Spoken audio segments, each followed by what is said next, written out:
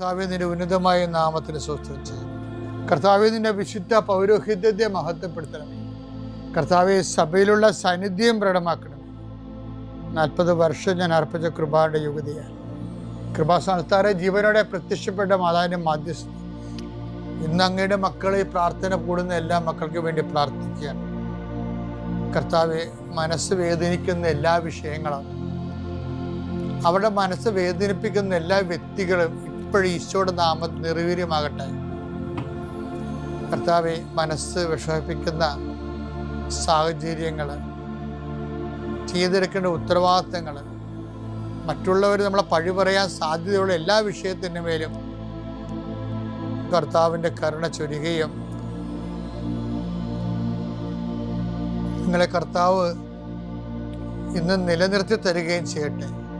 നിങ്ങൾ പോകുന്ന വഴികൾ, കണ്ടുമുട്ടുന്ന വ്യക്തികൾ, ചെയ്യുന്ന കാര്യങ്ങൾ, യാത്ര ചെയ്യുന്ന വാഹനങ്ങൾ, ഒപ്പിടുന്ന പേപ്പറുകൾ, കൈമാറുന്ന രേഖകൾ, കഴിക്കുന്ന മരുന്ന് എല്ലാം മാതാവിൻ്റെ മധ്യസ്ഥതയിലെ യേശുനാമത്തിൽ അനുഗ്രഹിക്കപ്പെടുകയും നീ ദൈവത്തെ അനുഭവിക്കാൻ ഇന്ന് നിന്നെ സഹായിക്കുകയും ചെയ്യട്ടെ. നിത്യം പിതാവും പുത്രനും പരിശുദ്ധാത്മാശ്രേഷ്ഠ നീക്കുവാണ്. എൻ്റെ പ്രിയപ്പെട്ടവരെ, പിന്നെ ഉണ്ടല്ലോ, കർത്താവ് പറഞ്ഞല്ലേ എനിക്കൊരു ജ്ഞാനസ്ഥാനം സ്വീകരിക്കാനുണ്ടെന്ന്. അത് കേൾക്കുമ്പോൾ എനിക്ക് ഭയങ്കര സന്തോഷമാണ്. എന്താണെന്നറിയാമോ? കർത്താവ് 12:50 ലൂക്ക 12:50 പറയണത്. ഒന്ന് വായിച്ചേ.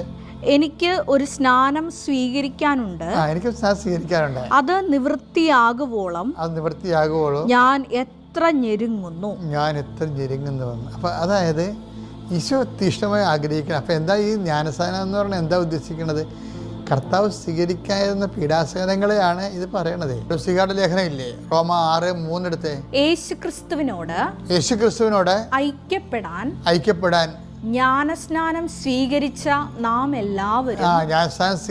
എല്ലാവരും അവന്റെ മരണത്തോട് ഐക്യപ്പെടാനാണ് ജ്ഞാനസ്നാനം സ്വീകരിച്ചതെന്ന് നിങ്ങൾക്കറിഞ്ഞുകൂടെ. ഓരോ സഹനവും കർത്താവിൻ്റെ മരണത്തോടുള്ള നമ്മുടെ ഐക്യദാർഢ്യമാണ്. അത് ബൈബിള് മുന്നോട്ട് വെക്കുന്ന വല്ലാത്ത ഒരു ഞെട്ടിപ്പിക്കുന്ന ഒരു സ്വർഗീയ വെളിപാടാണത്. അതായത് ഇപ്പം ജ്ഞാനസ്ഥാനം തന്നെയാണെങ്കിൽ, ജ്ഞാനസ്ഥാനം കത്തോലിക്ക സഭയുടെ പഴയ ബേസിക് കാറ്റഗിസത്തിലെ ജ്ഞാനസ്ഥാനത്തെക്കുറിച്ച് പണ്ടൊക്കെ ഞങ്ങൾ പഠിച്ചത്, കുഞ്ഞായിരുന്ന പഠിച്ചതാണ്. ഇപ്പോഴത് മറന്നു പോയിട്ടൊന്നുമില്ല.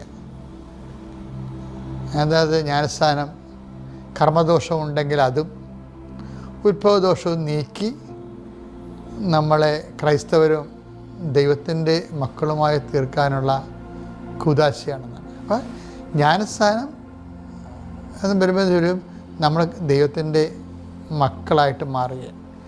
പക്ഷേ പൂർണ്ണ തോതിലുള്ള മക്കളാകണമെങ്കിൽ എന്ത് ചെയ്യണമെന്നറിയാമോ? അത് നമ്മൾ ഇപ്പം തന്നെ പറഞ്ഞാൽ അത് കൂദാശയോടെ കൂദാശയിൽ ജീവിക്കുന്ന ദൈവിക ജീവൻ, ദൈവത്തിൻ്റെ സ്വഭാവം, ദൈവത്തിൻ്റെ ജീവൻ കൂദാശകളിലൂടെ പകർന്ന് കിട്ടുന്ന സഭയുടെ ആത്മീയ സംവിധാനങ്ങളിലൂടെ കടന്നു പോകുന്നവർക്കാണ് ഈ ബാപ്റ്റിസം, കൺഫർമേഷൻ, കമ്മ്യൂണിയനൊക്കെ ഉള്ളത്. പക്ഷേ അല്ലാത്തവർക്ക് എന്താ മാർഗം? ഇപ്പോൾ സഭയുടെ അകത്ത് നിൽക്കാൻ പറ്റണില്ല. പക്ഷേ അവർക്ക് ക്രിസ്തുവിനെ അറിയണം, ക്രിസ്തുവിൽ ജീവിക്കണം, ക്രിസ്തുവിലുള്ള രക്ഷ നേടണം എന്നൊക്കെ അവർ തീവ്രമായി അപേക്ഷിച്ചാൽ ബൈബിൾ അവർക്ക് വേറെ ഒരു വിഭവമാണ് വിളമ്പണത്. അതെത്രയാണെന്നറിയാം. പക്ഷെ അതിനകത്ത് ഇതുപോലെ ഈ കമ്മ്യൂണിയനും ഒന്നും വരത്തില്ല. കമ്മ്യൂണിയൻ കൺഫർമേഷൻ, പരിശുദ്ധാത്മാവിലുള്ള അപ്പോസ്തലിക് സ്ഥിരീകരണമാണത് കൺഫർമേഷൻ എന്ന് പറയുന്നത്. പിന്നെ കമ്മ്യൂണിയൻ, കർത്താവിനെ പങ്കുവെച്ച് നമ്മൾ കമ്മ്യൂണിയനായിട്ട് ഈ ദിവ്യകുർബാന ഈശോനെ സ്വീകരിക്കണത്. അപ്പോൾ അതൊരു വഴിയാണ്. പക്ഷെ ആ വഴി ചില സമയത്ത് സാഹചര്യം കൊണ്ട് പറ്റാത്തവർക്ക് എന്ത് ചെയ്യും? അവർക്ക് വേറെ ഒരു വഴി ക്രിസ്തുവിനെ അറിഞ്ഞ് ജീവിക്കാൻ വേണ്ടി ബൈബിള് ഒരു വാതിൽ തുറന്നു വെച്ചിട്ടുണ്ട്. അത് പൗലോസിലൂടെയാണ്. പുള്ളിയായിരുന്നു ഇങ്ങനെ വിജാതിയുടെ അപ്പോസ്തലൻ എന്നാണ് പുള്ളി അറിയപ്പെടുന്നത്. നമുക്ക് വിജാതിരുന്നൊക്കെ വിളിക്കാൻ പറ്റുമോ എന്ന് അറിയത്തില്ല. ബൈബിളിൻ്റെ ഒരു ടേമാണത്, തർജ്ജമ ചെയ്ത ടേം. അപ്പോൾ അതുകൊണ്ട് ഞാനത് പറഞ്ഞതേ ഉള്ളൂ.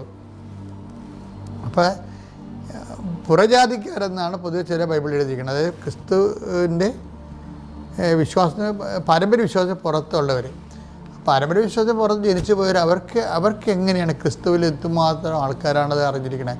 അവർക്ക് കർത്താവിൻ്റെ വചനം വേറൊരു വാതിൽ തുറന്നു വെച്ചിട്ടുണ്ട്. അതാണെന്നറിയാമോ? അത് എഫേസ്യൻസ് വായെടുത്ത് 1:13-14 രക്ഷയുടെ സദ്വാർത്തയായ അതെ കേട്ടോ, രക്ഷയുടെ സദ്വാർത്തയായ സത്യത്തിന്റെ വചനം ശ്രവിക്കുകയും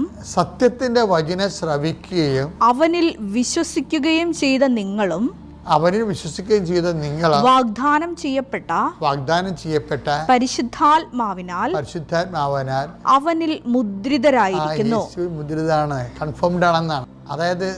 അതായത് യേശുവിൽ അവനിൽ വിശ്വസിക്കുന്നത് കൊണ്ട് തന്നെ, വിശ്വാസം കൂടെ തന്നെ അവനെടുക്കുന്ന ഒരു ആത്മസ്നാനത്തിൽ ഓട്ടോമാറ്റിക്കായിട്ട് കിട്ടുന്നതാണ് പരിശുദ്ധാത്മാവിൻ്റെ മുദ്രീകരണം.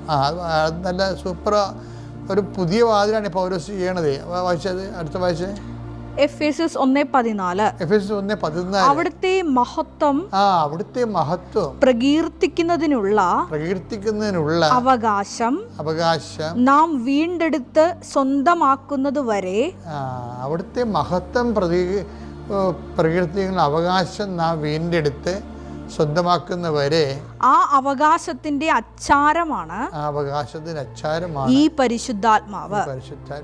നമ്മൾ സ്വാഭാവികമായ സഭാത്മകമായ സാക്ഷ്യ ജീവിതത്തിൻ്റെ പുറത്തും നിത്യരക്ഷയ്ക്ക് അഡ്വാൻസ് കൊടുത്ത് നമുക്ക് ദൈവമഹത്വത്തിൻ്റെ പൂർണ്ണതയിലേക്ക് എത്തിച്ചേരാൻ നമ്മൾ ആഗ്രഹിക്കണം, മനസ്സുകൊണ്ട് ആഗ്രഹിക്കണം ക്രിസ്തുവിൻ്റെ ദൈവിക ജീവൻ്റെ പൂർണ്ണതയിൽ എത്തിച്ചേരാൻ.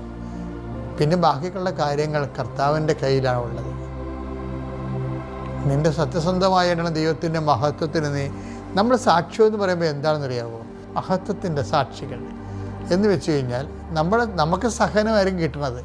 അതൊരു സഹനത്തിന് ന്യായസ്ഥാനം പോലെ നമുക്ക് എടുത്തു കഴിഞ്ഞാൽ അതെന്നെ സംഭവിക്കണമെന്ന് വെച്ച് കഴിഞ്ഞാൽ അത് കർത്താവിൻ്റെ മഹത്വത്തിനായി നമ്മൾ കാഴ്ചവെച്ച് കഴിയുമ്പോൾ എന്താ സംഭവിക്കുന്നത്?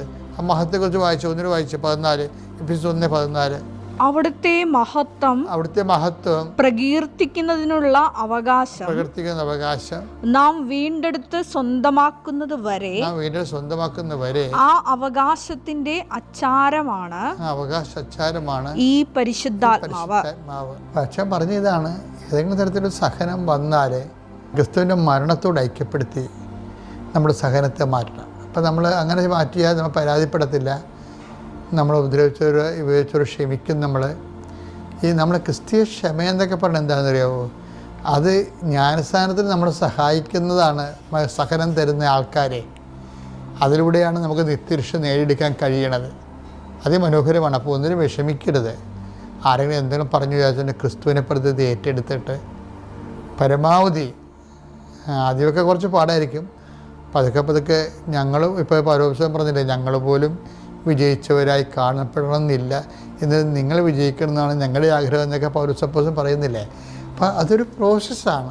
പക്ഷെ നമ്മൾ ആത്മാർത്ഥമായിട്ട് ശ്രമിക്കുകയാണെങ്കിൽ ദൈവം നമ്മുടെ ആത്മാർത്ഥത കണ്ടെത്തിയിട്ട് നമ്മളെ തക്ക സമയം സഹായിക്കും. പിതാവിൻ്റെയും പുത്രൻ്റെയും പരിശുദ്ധാത്മാവിൻ്റെ നാമം.